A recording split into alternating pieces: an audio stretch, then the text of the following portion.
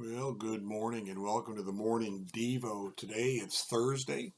It is August the 11th, and our author has started us into a little bit of a series on 4 practical daily ways to rediscover Jesus.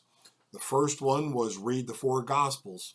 15 minutes a day, every day, read through them, keep reading through them, but read them in different ways with a different focus, a different attempt to understand. Today we move into the prayer process, practicing the prayer process. Prayer changes everything, he says. It is impossible to get close to Jesus and stay close to him without developing an intimate daily conversation with him. This conversation has 2 main parts: scheduled prayer and spontaneous prayer.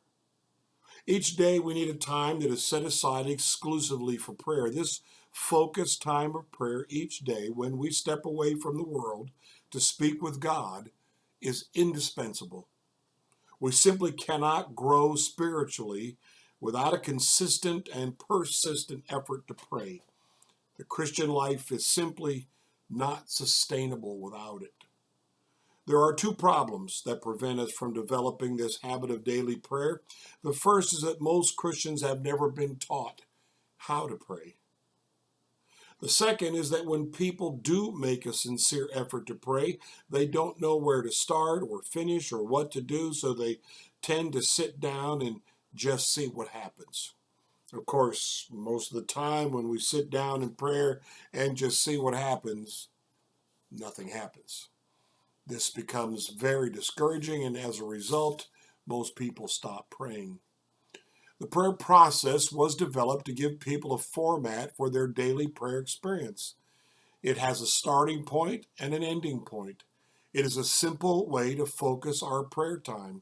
When we become distracted, our distraction is an inevitable part of prayer. We have a place to return to rather than allowing our distraction to end our prayer.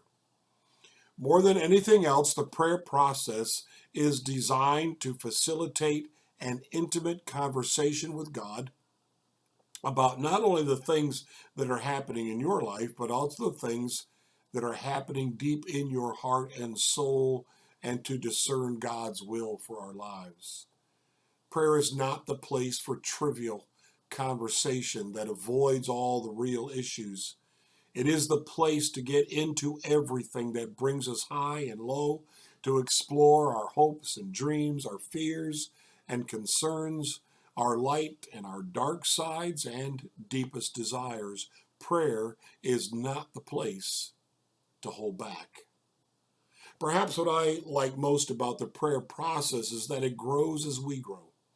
It can be used as a starting point for beginners, those first trying to forge the habit of prayer in their lives. But it can also be used by those most advanced in their spiritual life. Its structure is such that it celebrates where you are in the journey. And here's the prayer process that Matthew Kelly gives to us. First of all, gratitude. Begin by thanking God in a personal dialogue for whatever you are most grateful for today. Second, awareness. Revisit the times in the past 24 hours when you were and were not the best version of yourself. Talk to God about these situations and what you learned from them. Third, significant moments. Identify something you experienced today and explore what God might be trying to say to you through that event or through that person. Fourth, peace. Ask God to forgive you for any wrong you have committed against yourself, against another person, against Him, and to fill you with a deep and abiding peace that will come from His forgiveness. 5, freedom. Speak with God about how He is inviting you to change your life so that you can experience the freedom to be the best version of yourself, the one that becomes more like Christ. I'll add that part on. And number 6, others.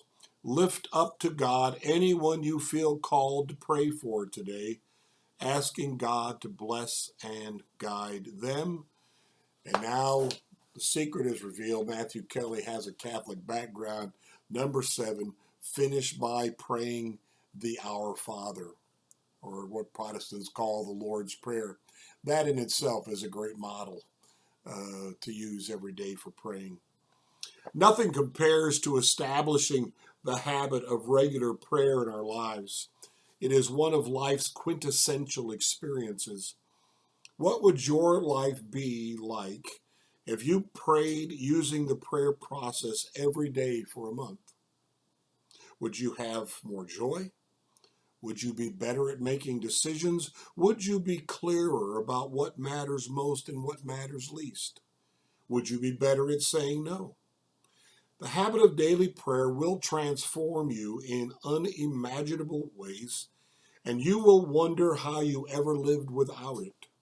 We can survive without prayer, but we cannot thrive without prayer. Are you thriving or just surviving? Point to ponder for this devotion today is this: God yearns to spend time with you each day in prayer.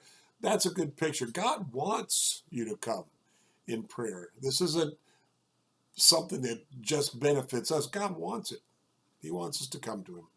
The verse to live, Mark 1:35, in the morning, while it was still very dark, he, and talking about Jesus here, he got up and went out to a deserted place, and there he prayed. As you're reading your Gospels through 15 minutes every day, take note of how often Jesus got alone to pray. And then in the middle of everything, prayed. The question to consider: are you making spiritual progress? And the prayer for today is this: Jesus, fill me with the grace to set aside a few minutes each day to spend just chatting with you. I don't know if I like the word chatting, but that's my own personal view. Good devotion, good reminder. Prayer, prayer, prayer. We need to be doing that. We need to be in the Word. We need to be in prayer. Blessings to you today.